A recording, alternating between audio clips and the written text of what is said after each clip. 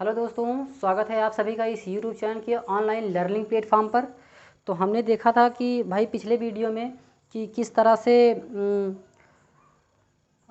होता है कि उसमें हमने क्या पढ़ा था कि भाई क्या होता है कि ये बताओ मादा जनन अंग क्या होते हैं। तो हमने ये पढ़ा था कि मादा जनन अंग क्या है, नर जनन अंग क्या था, तो इस सब को हमने पढ़ लिया था। तो भाई अब इसके आगे क्या आता है, युग्मक जनन। अब आप लोग हेडिंग डालेंगे युग्मक जनन। भाई युग्मक जनन क्या होता है? तो युग्मक जनन किस प्रकार से हम चर्चा करेंगे, तो आप लोग हेडिंग डालिएगा युग्मक जनन। उसके बाद हम आगे देखते हैं क्या है। तो युग्मक जनन हेडिंग डालने के बाद आप लोग इसको समझेंगे। तो युग्मक जनन हेडिंग डालने के बाद आप इसे समझेंगे। तो होता क्या है कि भाई युग्मक जनन किसे कहते हैं। हमने पहले भी बताया था कि भाई अगर किसी शब्द के पीछे अगर जनन शब्द जुड़ गया, क्या अगर किसी शब्द के पीछे जनन शब्द जुड़ गया तो ये समझो कि उसका निर्माण हो रहा है। इस सब की चर्चा हमने पिछले ही वीडियो में कर दी थी।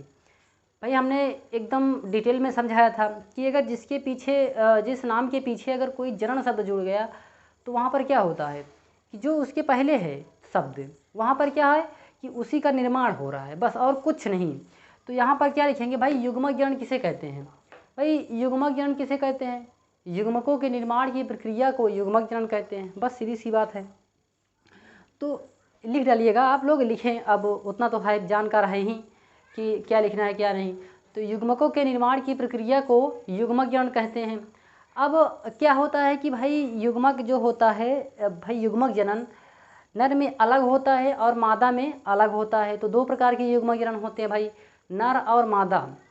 तो भाई हमने ये देखा कि भाई नर में जो युग्मक था वो अलग था, उसमें अंडाशय से अंडाणु का निर्माण हो रहा था, लेकिन मादा में अंडाशय से अंडाणु का निर्माण हो रहा था। लेकिन नर में हमने क्या देखा, वृषण से क्या हो रहा था, शुक्राणु का निर्माण हो रहा था, जिसे युग्मक कहते हैं। तो यहाँ पर युग्मक बोल रहा है तो मतलब जनरली एक की बात नहीं की जा रही यहाँ पर, मतलब यहाँ पर युग्मक जनन चाहे वो नर में हो या मादा में। तो फिर उसके बाद हेडिंग डाल के लिखिएगा कि युग्मकों के निर्माण की प्रक्रिया को युग्मक जनन कहते हैं। उसके बाद स्टार बना के लिखिएगा कि युग्मक नर और मादा में अलग अलग प्रकार का होता है। क्या युग्मक नर और मादा में अलग अलग प्रकार का होता है, देखो कैसे। युग्मक जनन, ये भाई युग्मक जनन क्या था कि भाई अब हमने ये बताया, क्या इसे कहते हैं गैमेटोजेनेसिस।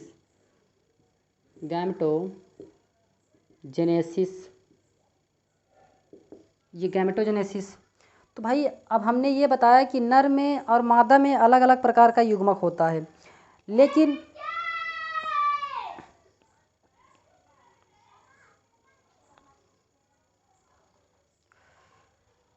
तो अब ये क्या होता है कि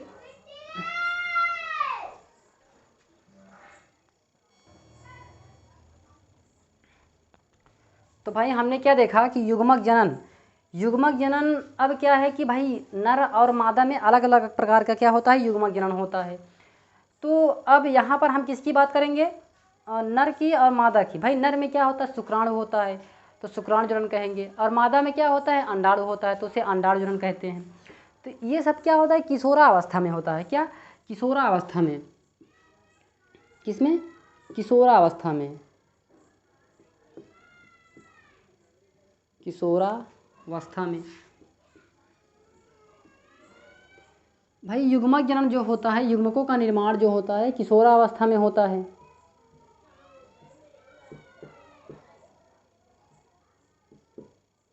युग्मकों का निर्माण किशोरावस्था में नहीं होता, लेकिन यहाँ पर ये जो है युग्मक जनन जो होता है पहले किशोरावस्था में। ये क्या होता है कि किशोरावस्था में किसमें, मादा में क्या होता है भाई, नर और मादा में दोनों में, मतलब 13 से 14 साल के बाद उसमें क्या होते हैं, अंडाणु और शुक्राणु का निर्माण होने लगता है। तो ये किशोरा ही अवस्था हुआ ना, कि 13 से 14 साल के बाद। तो अब इसमें हमने क्या देखा कि भाई अब क्या आता है, नर में अलग और मादा में अलग। अगर हम नर की बात कहें तो क्या होगा, शुक्राणु जनन। क्या, शुक्राणु जनन। देखो भाई फिर से जनन आ रहा है, इतना ध्यान दिए आप लोग। और यहाँ पर क्या है, शुक्राणु जनन, अंड जनन या अंडाणु जनन, अंड जनन। तो इसे क्या कहेंगे, स्पर्मेटोजेनेसिस, स्पर्मेटोजेनेसिस, और इसे ओजेनेसिस।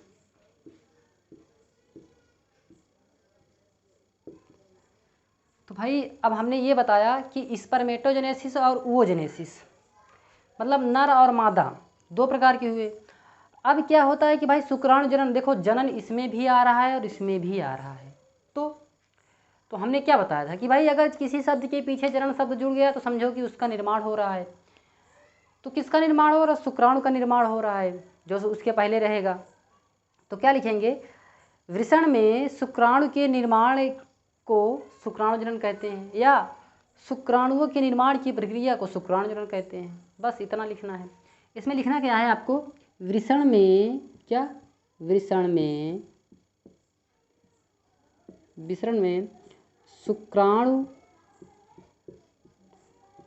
में शुक्राणु के निर्माण को क्या कहते हैं, शुक्राणु जनन कहते हैं। बस इतना हिस्सा ही लिखना है आपको, शुक्राणु जनन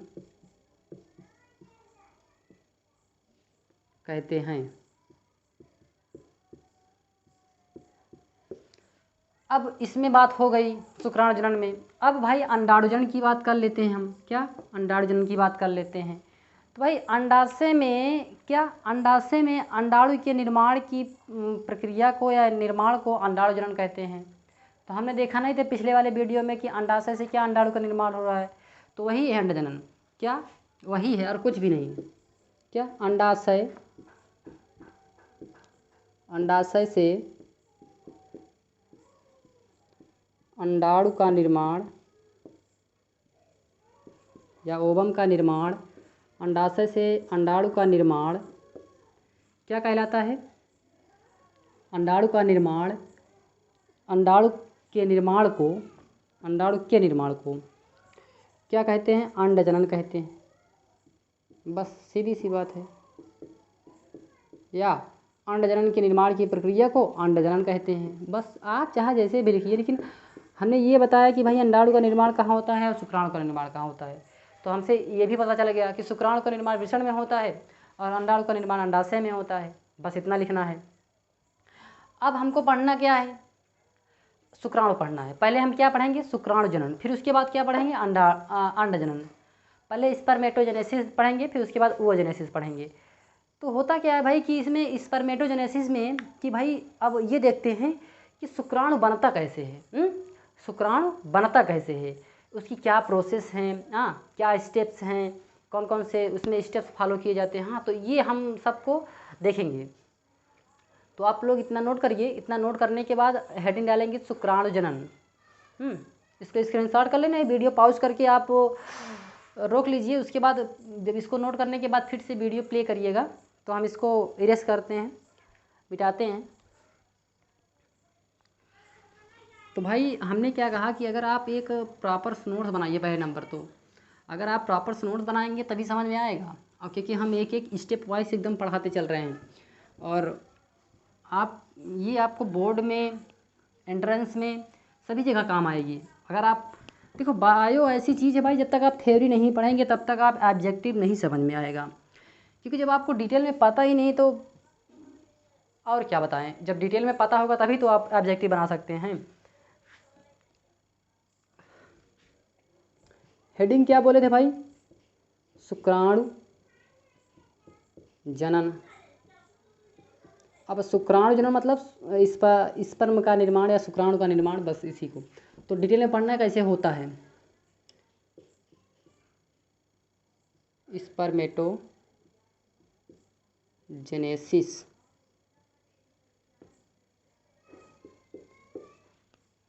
अब क्या होता है भाई शुक्राणु जनन।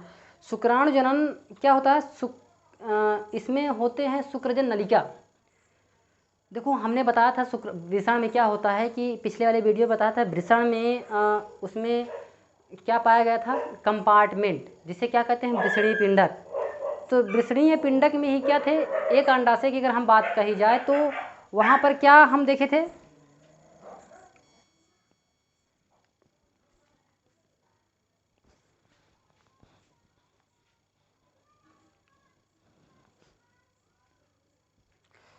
तो वहाँ पर हमने क्या देखा था भाई कि एक कंपार्टमेंट में मतलब एक विषण में 250 कंपार्टमेंट पाए जाते हैं। तो अब एक अगर हम कंपार्टमेंट की बात करें तो उसमें हमने देखा था कि भाई शुक्रजन कोशिका थी, शुक्रजन मतलब शुक्रजन नलिका थी। तो शुक्रजन नलिका में 2 प्रकार की कोशिका पाई जाती थी, एक शुक्रजन कोशिका और दूसरा सर्टोली कोशिका। और उसके बाद 1 से 3 मतलब शुक्रजन नलिका थी, तो उसके बीच बीच में जो गैप बचता था, मान लो एक ये शुक्रजन है, एक ये शुक्रजन नलिका है, तो इसके ये देखो ये बीच में जो गैप बचा है, ये वाला गैप, तो ये जो गैप बचा है इसी को हमने क्या बता, अंतराली कोशिका या लीडिंग कोशिका बोलते थे। हाँ, तो उसके बाद हम अब क्या जानेंगे कि शुक्राणु जनन। तो शुक्राणु जनन कैसे निर्माण होता है, तो सबसे पहले उसमें जो क्या कहते हैं शुक्रजन नलिका। तो शुक्रजन नलिका में 2 कोशिका होती है, कौन सी, एक शुक्रजन कोशिका, दूसरा सर्टोली कोशिका। तो शुक्रजन कोशिका ये थी, क्या पहले क्या थी, शुक्रजन शुक्रजन शुक्रजन कोशिका, शुक्रजन कोशिका। तो भाई अब शुक्रजन कोशिका क्या थी, स्पर्मेटोगोनिया जिसे कहते हैं, क्या,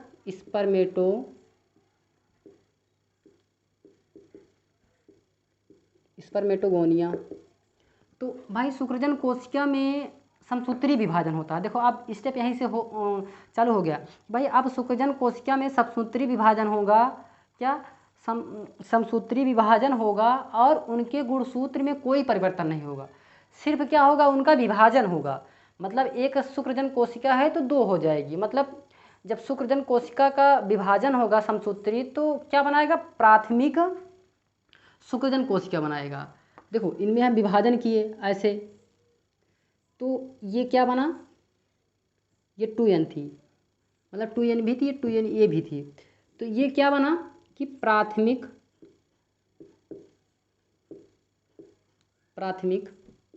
शुक्रजन कोशिका।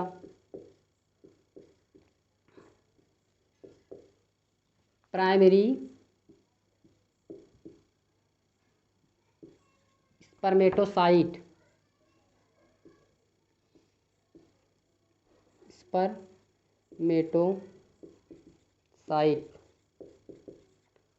Primary spermatocyte. अब क्या होता है भाई कि देखो हमने क्या बताया कि शुक्रजन नलिका में 2 प्रकार की कोशिका थी, एक क्या थी, शुक्रजन कोशिका, दूसरी सर्टोली कोशिका। सर्टोली कोशिका का कोई महत्व नहीं है, सिर्फ वो नष्ट होकर शुक्राणुओं को जो बनते हैं उनको पोषण प्रदान करती है। अब बात आती है शुक्रजन कोशिका की। तो भाई शुक्रजन कोशिका में क्या होता है कि सबसे पहले शुक्रजन कोशिका में समसूत्री विभाजन होगा, यहाँ 2n थी तो समसूत्री विभाजन होगा, तो यहाँ भाई 2n होगी। तो समसूत्री विभाजन होने के बाद उसमें गुणसूत्र का विभाजन नहीं होगा, सिर्फ उनका ही सिर्फ शुक्रजन का ही विभाजन होगा। मतलब एक शुक्रजन कोशिका से एक प्राथमिक क्या बना, प्राथमिक शुक्रजन कोशिका बनी। तो प्राथमिक शुक्रजन जब कोशिका बनी तो उसमें क्या हुआ, फिर से अर्धसूत्रीय फर्स्ट विभाजन हुआ। कौन, अब की अर्धसूत्रीय फर्स्ट विभाजन हुआ। तो अब की बार जब अर्धसूत्रीय फर्स्ट विभाजन हुआ,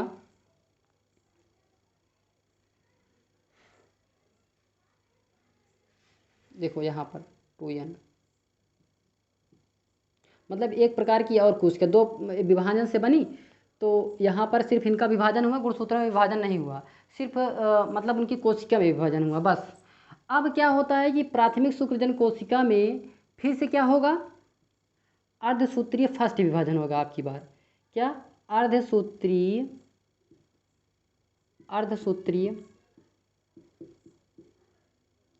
फर्स्ट विभाजन होगा। आपकी बार जब अर्धसूत्रीय फर्स्ट विभाजन हुआ तो उसमें हमको ये देखने के मिला कि भाई जो उनमें गुणसूत्र थे वो आधे आधे चले गए। क्या? आधे आधे।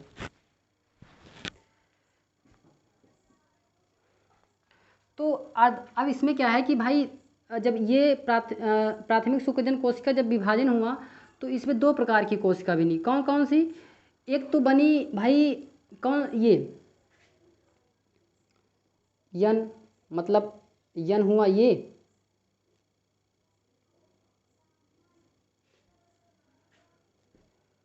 और दूसरा ये वाला यन। तो अब ये क्या था, इस कोशिका को हम क्या नाम देंगे? ये वाले को, ये वालों को हम नाम देंगे द्वितीयक शुक्रजन कोशिका। क्या? द्वितीयक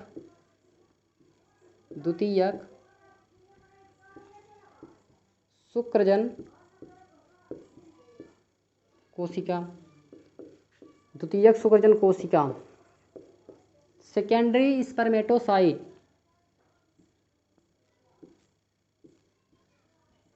सेकेंडरी स्पर्मेटोसाइट।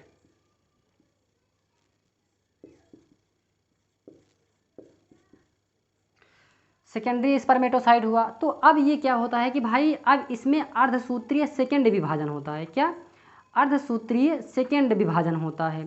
तो अर्धसूत्रीय जब सेकेंड विभाजन होता है तो इसमें क्या बनते हैं? स्पर्मेटिड बनते हैं। स्पर्मेटिड जिसे कहते हैं शुक्राणु प्रसू।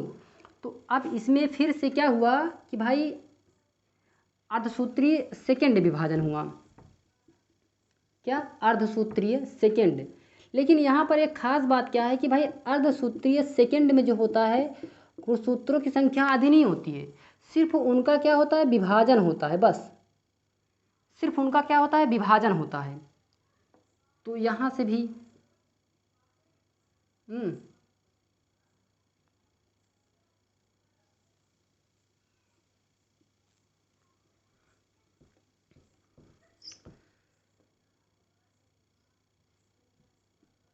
तो यन एक ये बना और क्या बना? एक ये बना यन। दो प्रकार की कोशिका बनी। तो अर्धसूत्री भाई सेकेंड जब होता है तो उसमें दो प्रकार की कोशिका, मतलब एक अलग प्रकार की कोशिका बनी है जिसे क्या कहते हैं? शुक्राणु प्रसू। क्या कहते हैं? शुक्राणु प्रसू या स्पर्मेटिड कहते हैं। स्पर्मेटिड।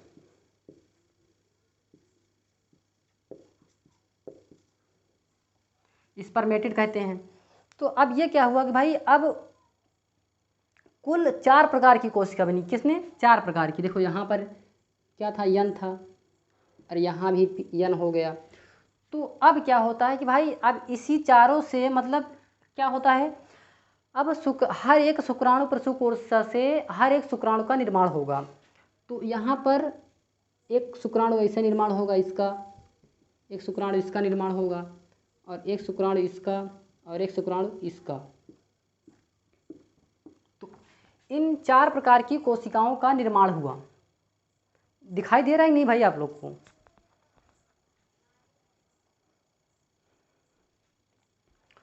देखो भाई अब ये हुआ तो देखो समझ में आया कि नहीं है? देखो इतना देखो, हमने क्या बताया कि भाई जो होते हैं वृषणीय पिंडक, तो उसमें 1 से 3 शुक्रजन नलिका होती थी। तो शुक्रजन नलिका में शुक्रजन कोशिका पाई जाती थी।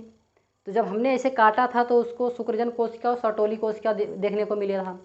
तो सर्टोली कोशिका का कोई कार्य नहीं है, सिर्फ उनको पोषण प्रदान करना है। किसको? शुक्राणु को। तो अब क्या होता है कि आपको लिखना कैसे है कि संरचना डालिएगा, संरचना में नीचे संरचना डालिएगा, तो उसके बाद लिखिएगा उसमें कि शुक्रजन कोशिका, शुक्रजन नलिका में 2 प्रकार की कोशिका होती हैं, एक शुक्रजन कोशिका, दूसरा सर्टोली कोशिका। सर्टोली कोशिका का कोई काम नहीं रहता, वो नष्ट होकर सिर्फ शुक्राणुओं को पोषण प्रदान करती है। और अब शुक्रजन कोशिका में समसूत्रीय विभाजन होता है। ये देखो यहाँ पर हमने लिखना भूल गया था कि यहाँ पर कि समसूत्रीय विभाजन होता है और एक कोशिका से 2 कोशिका बनाती है। तो अब फिर एक की बात करेंगे, जो एक में होगा वही इसमें भी होगा। तो अब क्या हुआ कि भाई जब शुक्रजन कोशिका समसूत्री विभाजन करके 2 प्रकार की कोशिका बनाई तो उसको एक कोशिका को हम क्या कहेंगे, प्राथमिक शुक्रजन कोशिका, मतलब प्राइमरी स्पर्मेटोसाइट। फिर से उसमें क्या हुआ, अर्धसूत्रीय फर्स्ट जब विभाजन हुआ तो कौन सी कोशिका मिली, द्वितीयक शुक्रजन कोशिका, मतलब सेकेंडरी स्पर्मेटोसाइट। तो जब ये कोशिका मिली तो उसमें क्या हुआ कि जब फिर से इनका अर्धसूत्री सेकेंड विभाजन हुआ तो एक कोशिका से 2 कोशिका बनाएगा, फिर यहाँ एक कोशिका से 2 कोशिका बनाएगा। तो मतलब क्या, कौन सी कोशिका का निर्माण हुआ अर्धसूत्री सेकेंड के विभाजन के फलस्वरूप, शुक्राणु प्रसू का, स्पर्मेटिड। तो 4 प्रकार के स्पर्मेटिड का निर्माण हुआ। तो उन्हीं चारों से क्या हुआ कि हर एक शुक्राणु प्रसू कोशिका से हर एक शुक्राणु का निर्माण हुआ। तो इस तरह एक बार एक शुक्रजन कोशिका, एक प्राथमिक शुक्रजन कोशिका कुल 4 प्रकार के शुक्राणुओं का निर्माण करती है। बस इतना लिखना है। और यहाँ पर नोट डाल के लिखिएगा कि अर्धसूत्रीय फर्स्ट में ही गुणसूत्रों का विभाजन होता है, लेकिन अर्धसूत्री सेकेंड में गुणसूत्रों का विभाजन नहीं होगा, सिर्फ उन कोशिका का ही विभाजन होगा। बस इतना सा लिखना है आपको और कुछ नहीं। फिर उसके बाद आप फिर से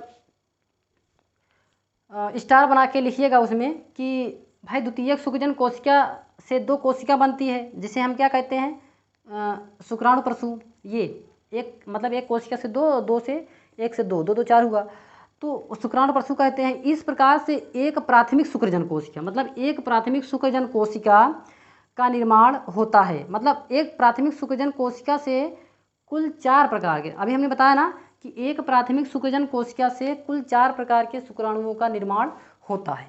बस इतना लिखना है। तो अब यही कहलाता है शुक्राणु जनन, कुछ नहीं, बस अब यही कहलाता है शुक्राणु जनन। ये सब कहाँ हमको देखने को मिलता है, शुक्रजन नलिका के अंदर शुक्रजन कोशिका के बारे में ये बताया गया है। तो अब इसी को हमने क्या बोला, शुक्राणु जनन। तो आप हेडिंग डालेंगे शुक्राणु जनन स्पर्मेटोसाइट, ये चित्र बनाएंगे, इसके माध्यम से हमने जितना बताया संरचना डालकर उसके बाद नीचे लिखेंगे कि भाई शुक्रजन नलिका में 2 प्रकार की कोशिका होती हैं, एक शुक्रजन कोशिका, दूसरा सटोली कोशिका। सटोली कोशिका का कोई काम नहीं रहता है, वो नष्ट होकर शुक्राणुओं को पोषण प्रदान करती है। फिर उसके बाद शुक्रजन कोशिका स्पर्मेटोस या गोनिया समसूत्री विभाजन करके प्राथमिक शुक्रजन कोशिका बनाती है। प्राथमिक शुक्रजन कोशिका अर्धसूत्री सेकेंड विभाजन करके क्या बनाती है, द्वितीयक शुक्रजन कोशिका बनाती है, सेकेंडरी स्पर्मेटोसाइट बनाती है। फिर द्वितीयक शुक्रजन कोशिका अर्धसूत्री सेकेंड विभाजन करती है और क्या बनाती है, शुक्राणु प्रसू। इस प्रकार एक प्राथमिक शुक्रजन कोशिका से कुल 4 प्रकार के शुक्राणु प्रसू का निर्माण होता है। कुल 4 प्रकार के शुक्राणु प्रसू से हर एक शुक्राणु का निर्माण होता है। इससे कुल 4 प्रकार के शुक्राणुओं का निर्माण होता है। फिर पॉइंट बना के लिखिएगा कि अर्धसूत्री फर्स्ट में गुणसूत्रों का विभाजन होता है और अर्धसूत्री सेकेंड में गुणसूत्रों का विभाजन नहीं होता है, सिर्फ उनका क्या होता है, सिर्फ उन कोशिका का विभाजन होता है। बस इतना सा लिखना है और कुछ नहीं। यही होता है शुक्राणु जनन कि कैसे शुक्राणु कैसे निर्माण होता है। तो आई होप कि आपको समझ में आया होगा कि ये इतना हमने एक नहीं 2 बार बताया और स्ट्रक्चर के माध्यम से ड्रा करके बताया, क्या बोलते हैं कि इसको फिगर के माध्यम से। तो आप लोग इसको नोट करिए। इसको नोट करने के बाद हम अगली हेडिंग आते हैं कि भाई शुक्राणु जनन जो प्रक्रिया है वो हमेशा किशोरावस्था में क्यों होता है। देखो ऐसे देख लीजिए आप, फिर से अब इसमें ही स्टार बना के, जब इतना लिखने के बाद आप फिर से स्टार बना के नीचे लिखिएगा कि भाई जो शुक्राणु जनन प्रक्रिया है वो क्या है, कि भाई जो शुक्राणु जनन प्रक्रिया है वो हमेशा किशोरावस्था में क्यों होता है। क्या उसकी प्रोसेस है। तो भाई उसकी प्रोसेस यही है कि ऐसा क्यों होता है, तो इसके लिए हार्मोन्स रिस्पॉन्सिबल होते हैं। क्या, हार्मोन्स रिस्पॉन्सिबल होते हैं।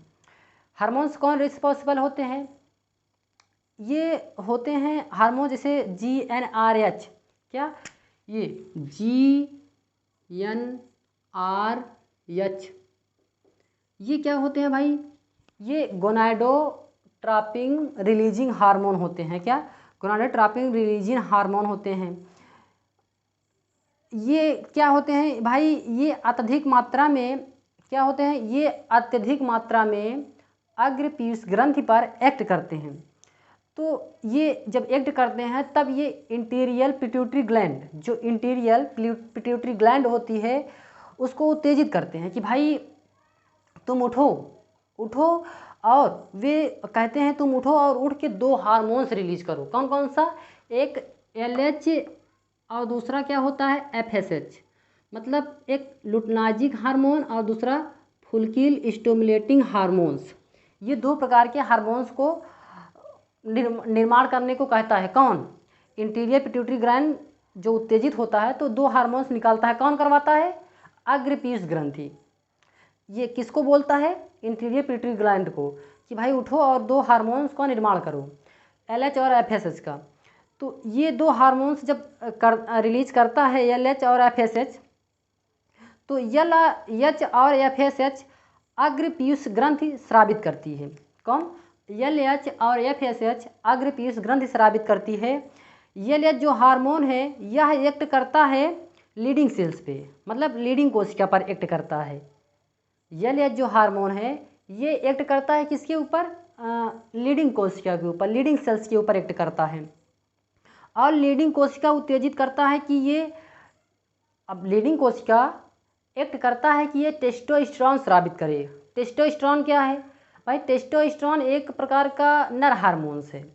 तो LH जब एक्ट करता है अग्र पीयूष ग्रंथि पर तो ये क्या कहता है कि भाई, ये कहता है कि भाई लीडिंग सेल पर एक्ट करता है और लीडिंग सेल्स को उत्तेजित करता है कि भाई टेस्टोस्टेरोन स्रावित करे, टेस्टोस्टेरोन हार्मोन स्रावित करे।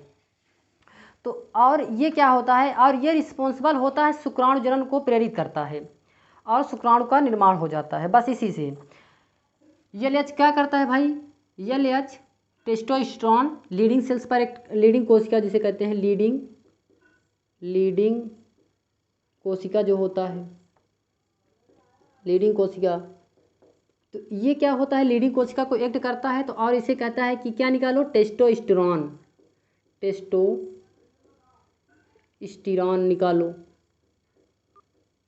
तो अब ये टेस्टोस्टेरोन क्या होता है कि भाई टेस्टोस्टेरोन स्रावित होता है तो ये रिस्पॉन्सिबल होता है शुक्राणु जनन को प्रेरित करता है।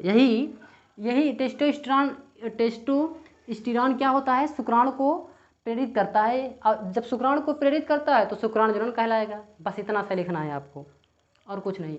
तो हमने क्या बोला कि इस सब को लिखने के बाद, इसके बारे में लिखने के बाद फिर से नीचे पॉइंट डालिएगा, उसमें लिखिएगा कि भाई शुक्राणु जनन जो है वो प्रक्रिया, जो शुक्रजन प्रक्रिया है, शुक्राणु जनन प्रक्रिया है, वो हमेशा किशोरावस्था में ही होता है। क्यों होता है ऐसा, किशोरावस्था ऐसा क्यों होता है कि भाई इसके लिए हार्मोन्स रिस्पॉन्सिबल होते हैं। क्या, इसके लिए हार्मोन्स रिस्पॉन्सिबल होते हैं।